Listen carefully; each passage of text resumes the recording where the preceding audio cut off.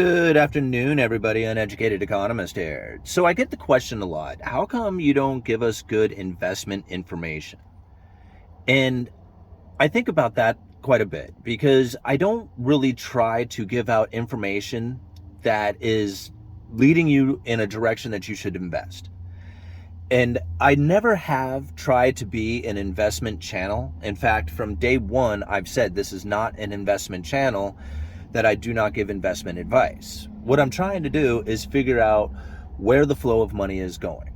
And not necessarily in a particular direction to like a company, like how well a particular company is going to do, or necessarily how well a particular industry is going to do, or commodity or something like that.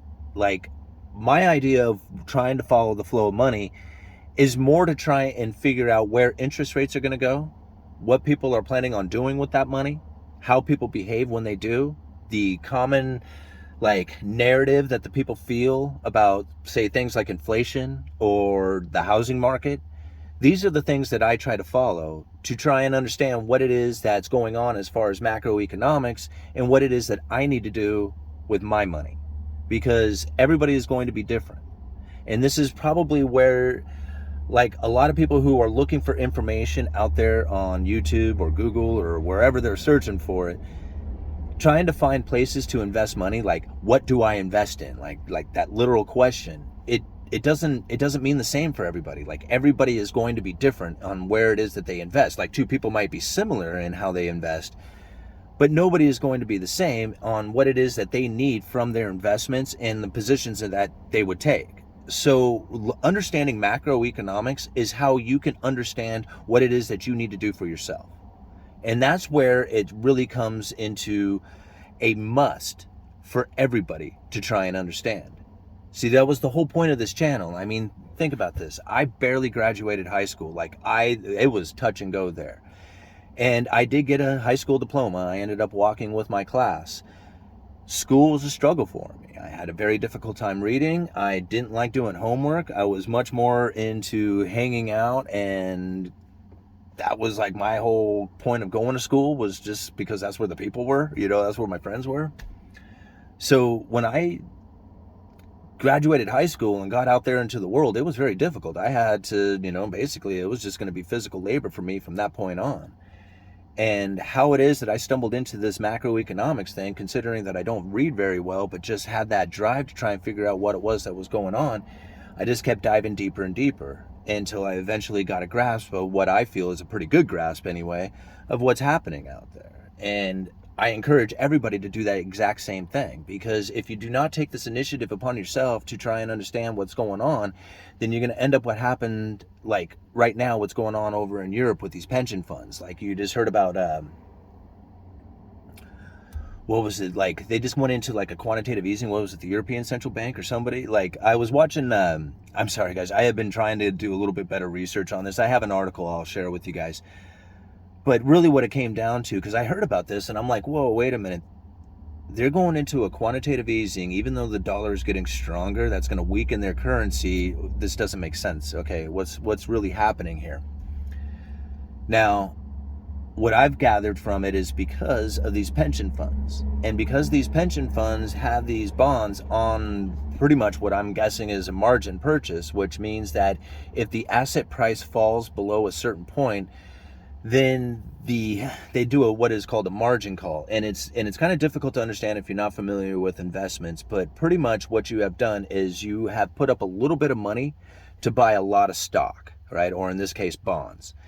And that little bit of money is being backed, like it's the down payment for the asset, which is the stock that you're buying a much more value to. Like, I'm not sure if I'm explaining that right, but kind of like you're buying a house that's worth $400,000 or something, but you only have to put down to 10%, like $40,000 to do it. Then same thing kind of with the margin. But the only difference is that if the asset price, like on these margins, drops below a certain level, right, below the asset price that is being used for collateral, well, it's getting kind of complicated. I'm trying to keep it simple, guys.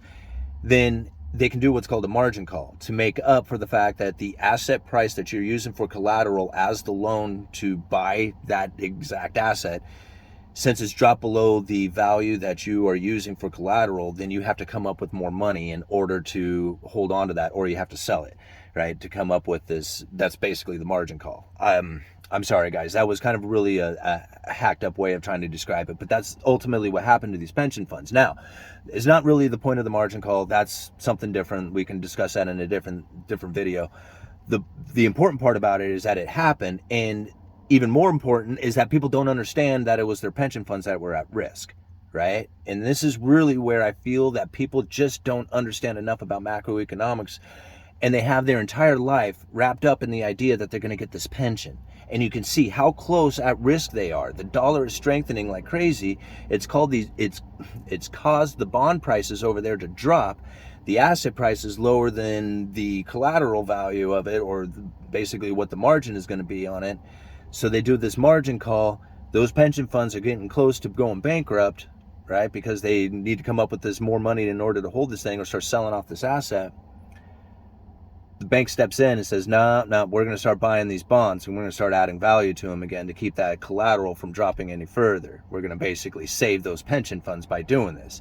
So they went into a quantitative easing to ultimately save the pension funds. Now, again, I have to tell the people out there, think about the earlier part of this video. You have to understand this for yourself. You have to be able to position yourself in a way that you are not subject to things like this happening. Now, everybody's going to be subject to this, right? Because it's part of the system. It's the monetary system. But you can get out of that monetary system. You can get into cash, which is something that I've been saying for 6 months now. I've been encouraging people to get into cash. Even before that, I said that the dollar was going to do much better than anybody had ever anticipated. And here we are experiencing that. Now, in the United States, we see a lot of inflation, but outside the United States, they see the dollars destroying themselves, how did I call it? Dollar the Destroyer is going to rule the world, right? That's what's happening right now, and you can see it taking place. Just look at the article that I leave down in the description for you guys. And this is going to continue. Don't think that this is going to reverse. We're going to find the dollar continue to strengthen for a year, maybe more. I mean, the Federal Reserve has basically stated that they are going to cause pain to this economy. They've wiped out the idea. There is no more idea of as a soft landing like that thing. That's out the window. That's not going to happen anymore. And again, like, I have to think, if you are in a position in which that you are hoping that the stock market is going to go back up, it's not. Like, the asset prices were elevated beyond what the Federal Reserve would typically allow them to go. And they're not necessarily in control of the markets, but they're in control of the easy monetary policies. And by allowing the easy monetary policies to continue to exist for an extra long, extended period of time, to allow the inflation to run extra hot for an extra long time, created a position in which that all these asset prices went way overvalued. Now, as they try to lift the interest rates, because that's really what the Federal Reserve is intending on doing. Like, if you could think about nothing else, but the Federal Reserve's goal is to lift interest rates. Like, that was the whole point. Then you could see that the speed in which they are trying to do it is to try and make sure that they can get it done before they absolutely destroy the asset prices. Because what they are trying to do is get what they had tried to do anyway, is get the asset prices to be elevated. Now, as they go to lift those interest rates and those prices start to come down on the asset price, they're going to hopefully not go too far below the median price or the average price.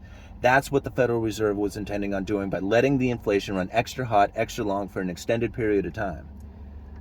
Man. Sorry guys, I've had a lot of coffee today and I really rambled through this video. But I guess ultimately what I am trying to get through the point on this is that don't follow what somebody else is trying to say is the best position for you to be in, because they don't know you. They don't know what it is that you need to do in order to protect you and your family. You may need to be 100% into silver, right? That might be the position that you need to take. A lot of people I know have taken that position. I was very close to doing something very, very much like that. I do have silver in an insurance policy kind of form, but I am much more intending on using a cash position to buy depreciated, undervalued